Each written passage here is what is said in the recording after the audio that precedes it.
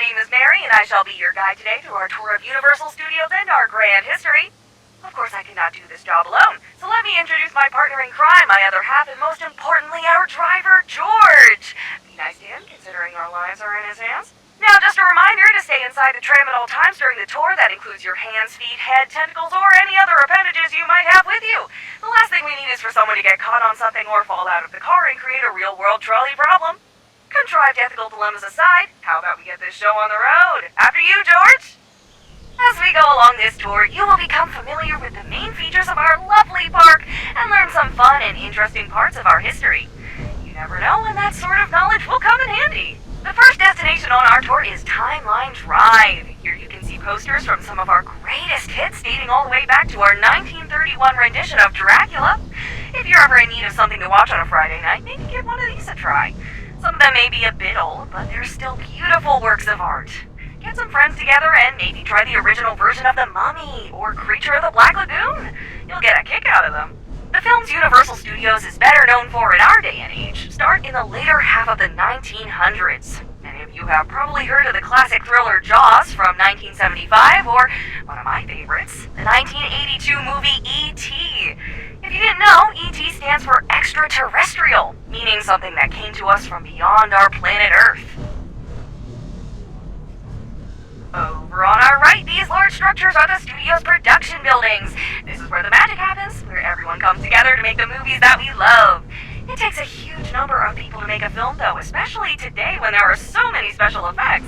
Of course, we need actors, but we also need writers to make the script, directors to make sure that the actors and everyone else make the best artistic choices, and producers to keep everyone on schedule. Of course, none of that would be possible without our carpenters, gaffers, lighting crew, camera people, CGI teams, makeup artists, electricians, pyrotechnicians.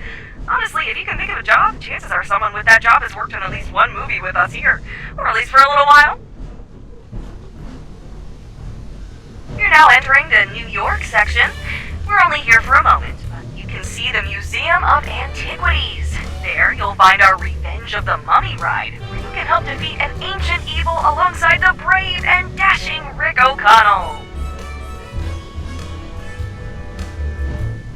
Don't worry, we'll be back to see the rest of New York later.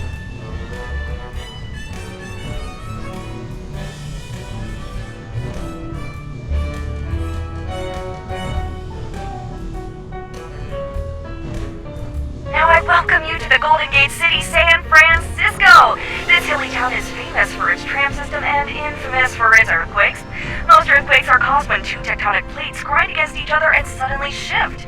The entire planet is covered in these plates, and the places where they meet are called fault lines. Wouldn't you know, in most of California, San Francisco included, lies on a fault line, so you can expect a lot of earthquakes in this area. Speaking of which, I want to show you a little demonstration on how we make earthquakes in the movies. This set was built in the 1980s with the tracks dug right into the floor. When they were done with that movie, though, the guys in charge thought, earthquakes are pretty common in movies, so let's just keep this one. Now all they need to do is redecorate the scene whenever they want a different earthquake location. Let's see it in action.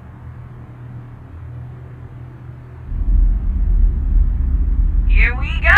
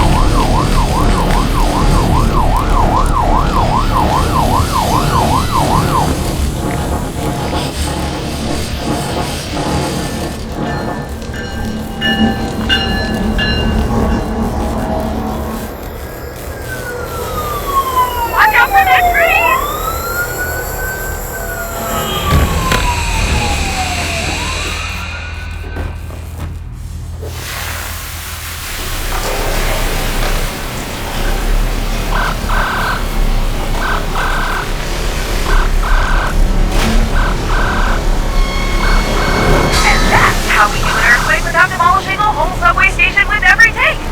And look, everything is automated and on tracks, so the scene can be reset and ready to go again within just 15 seconds.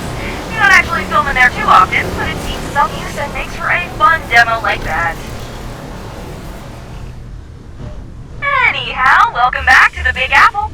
This grand old town has history and culture everywhere, provided you can overlook the Yorkshire Terrier-sized rats, and is a massive hub of the arts. The famous street Broadway is home to some of the best and most popular theater performances in the world, but you can find beautiful, rich work all over town. The city is like an incubator for the arts, a place where some of our country's greatest works are born, including a bunch of movies. Not everything is filmed in California after all. Passing on our left, we see the building where the ride based on Steven Spielberg's famous film E.T. runs. If you haven't yet, you should give it a whirl. Now that's something to phone home about. Now this is what we call Hollywoodland, and up here is our Monster Cafe, where you can see all of the classic monsters from our films, like Frankenstein's monster, Dracula, the Wolfman, and the creature from the Black Lagoon. And don't worry, they don't bite much. We're passing by the Universal Globe now. Right now it's missing something though. I heard that Woody Woodpecker asked you to help find the missing letters and restore the globe. I hope to see those letters back soon. The park just isn't the same without them all spinning around. Something smells swampy. I heard a green ogre lives over there.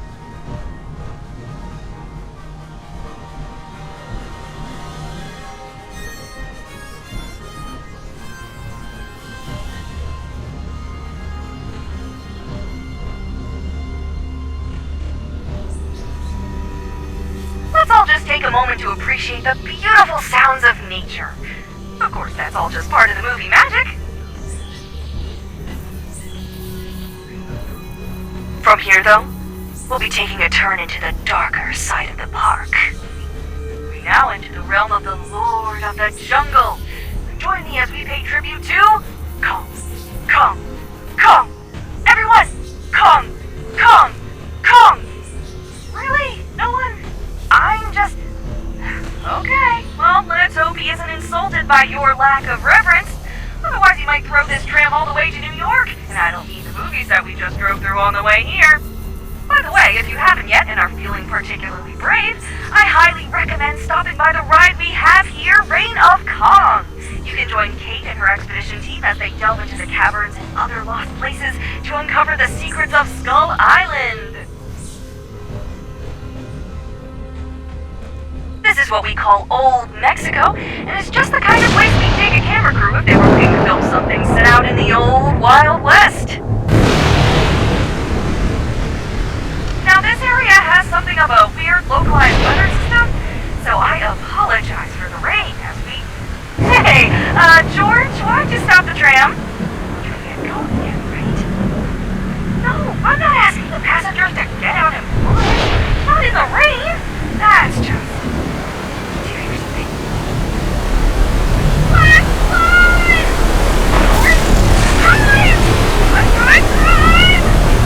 Everybody, hang on!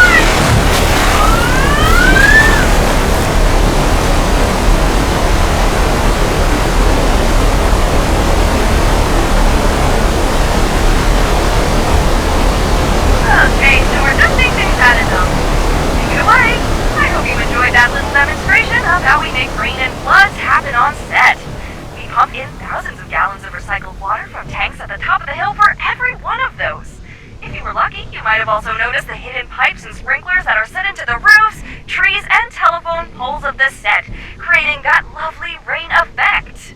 But enough of the Wild West. Cowboys are fun and all that. What's the wildest thing you can think of that we might have here? Dinosaurs! On to Jurassic World! Up ahead, you can see a pair of magnificent brachiosauruses relaxing at the edge of the lake. Quite jaw-dropping, aren't they?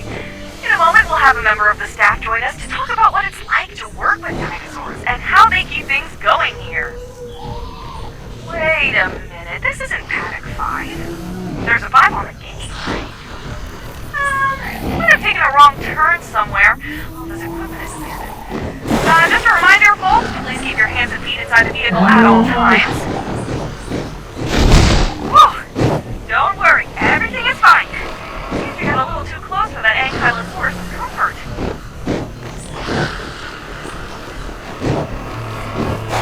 It's probably just get through the rest of this section, George. I mean, everything's supposed to be contained and safe, but you never know when.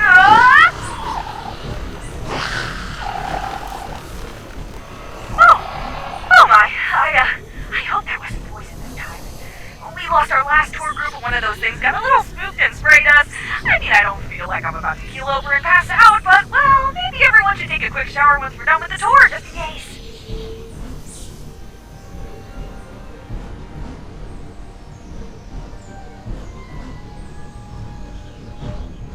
This is my favorite part of the park. Welcome to Amity Island, where the sun is warm and the swimming is prime. If you're in the mood for a beach day, this is the place to... The beaches for lovers. Huh, I wonder why.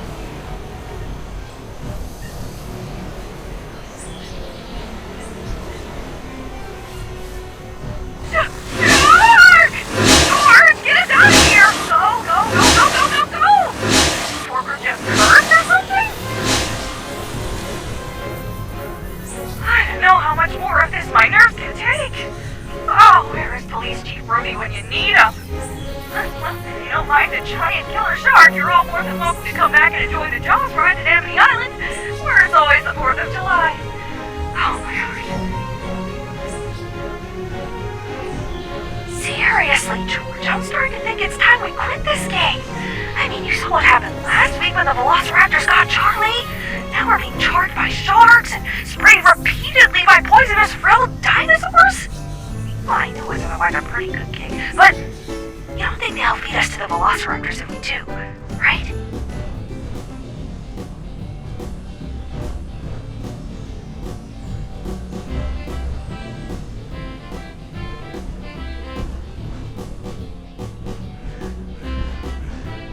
On our left, you can see one of our last sites on this trip, the Institute of Future Technology, where Doc Brown works on his questionable inventions. There you can find his famous time-traveling machine, and I believe he's even letting people take rides through time in a new one, too. Might be worth stopping by. That is if you can think fourth dimensionally.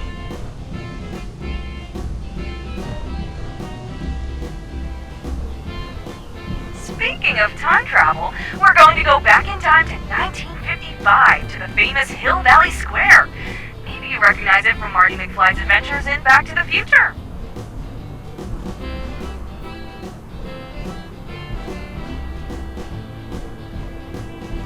Oh look! There's Doc on the top of Hill Valley City Hall.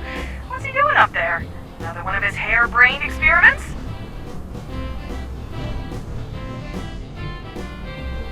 Let's stop for a second and see what he's up to. Though I don't like the look of those clouds. Hey Doc! You need a hand or anything?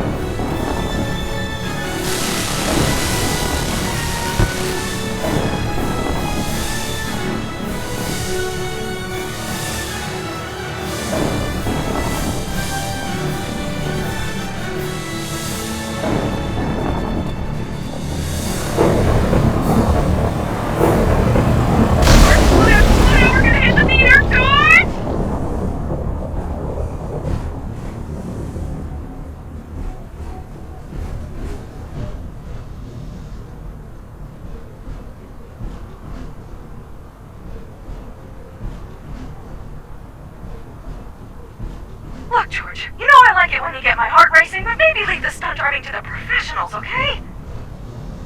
I'm not sure what that was, folks, but hopefully Doc is okay. We'll check the infirmary just in case once we're done here. Wouldn't be the first time we've seen him in there. We're entering the dark forest now, folks. I'd ask that you stay very quiet as we pass through these trees. You never know when something might be lurking nearby, and we don't want any monsters to notice us.